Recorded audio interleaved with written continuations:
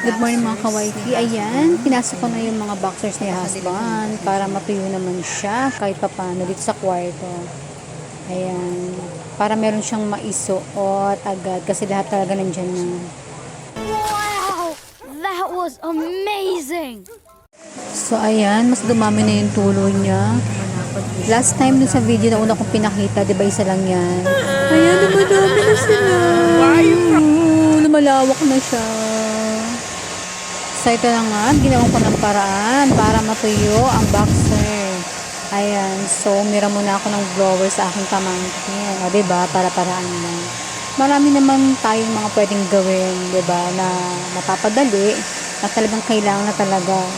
Pero kung, syempre pag mainit, hindi naman kailangan niya kasi maggastos din sa kuryente. Pero, ayan, so kailangan talaga kasi ngayong ulan talaga ngayon, grabe, wala talagang tigil. So, kailangan kahit paano meron talagang matuyo. Ayan nga, diba?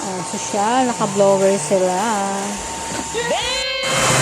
Kaya na tayo mga kawaiti. Sorry naman sa bukas. So, yun na nga, gutom na ako. Tapos ng aking ulam, tuyo, at itulog. Pinaka-favorite ko sa lahat mga kawaiti lalo kapag tagulan. Para mga kawaiti, kain tayo!